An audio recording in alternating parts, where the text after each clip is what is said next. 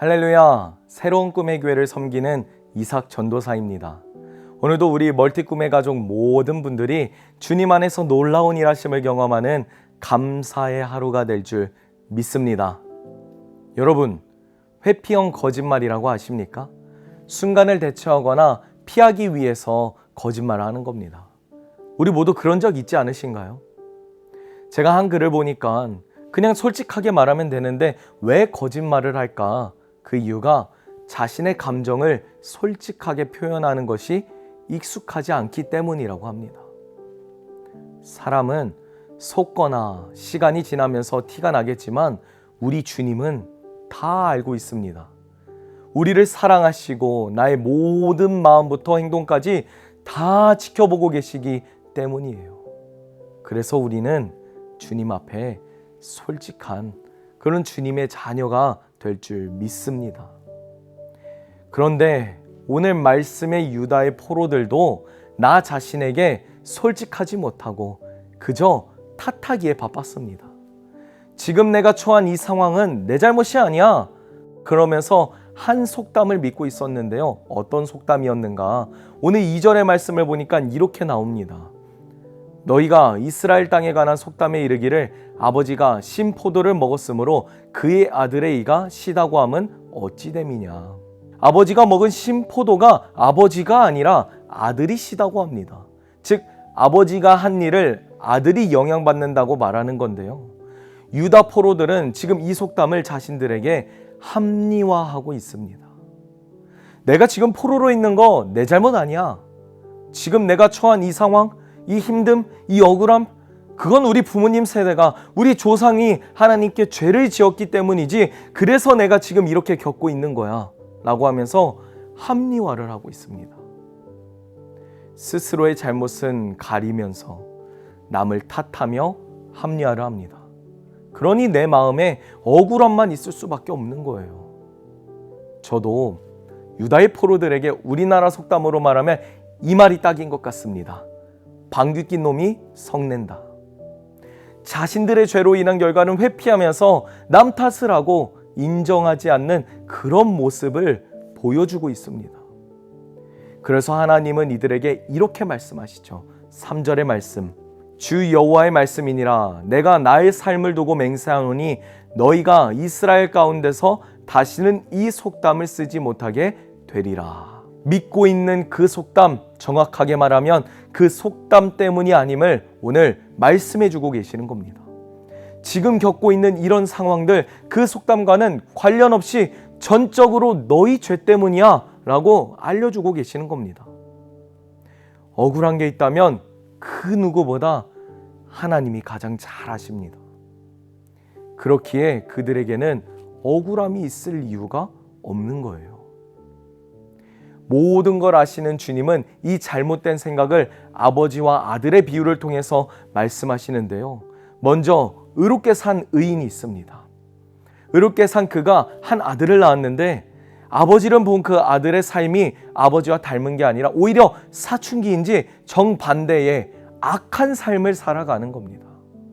그렇다면 이 아들은 평생을 악하게 살았는데 의롭게 산 아버지 때문에 주님 앞에 의롭다고 할 수 있을까요? 또 다른 예시로 그 악한 아들에게 아들이 있습니다. 그런데 이 아들도 아버지랑 닮았어요. 어떤 점이 닮았는가? 자신의 아버지랑은 다르게 살아갑니다. 이 아들은 악한 아버지와는 다르게 의롭게 살아가는 거예요. 그렇다면 그 아들에게 악한 아버지가 있기에 악하다고 할 수 있을까요? 이 말은 즉 하나님은 관련이 없음을 말씀하고 계시는 겁니다. 결국 자신의 행동대로 나의 믿음대로 결과를 얻는 겁니다. 남 탓을 하거나 가리는 게 아니라 우리는 직면해야 하는 겁니다. 오늘 20절의 말씀을 보면 이렇게 말합니다.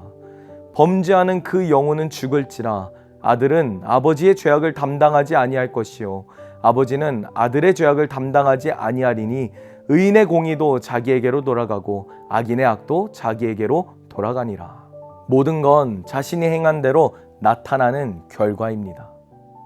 즉 유다의 포로들도 자신의 부모와 조상들로 인해서가 아니라 자신들이 하나님 앞에서 죄를 지었기 때문에 얻은 결과일 뿐입니다. 결코 누군가가 대신할 수도 없습니다. 결코 누군가를 탓할 수도 없습니다.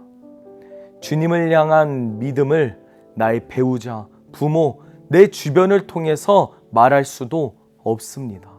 주님은 바로 나에게 묻습니다. 그래서 너는?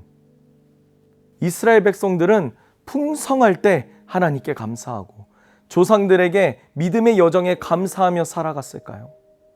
그랬다면 저는 지금의 포로는 있지 않았을 거라고 생각합니다. 잘 될 때는 몰랐을 겁니다. 모든 게 좋아 보일 때는 모릅니다. 하지만 잘 안 될 때는 너무나 잘 보이는 거예요.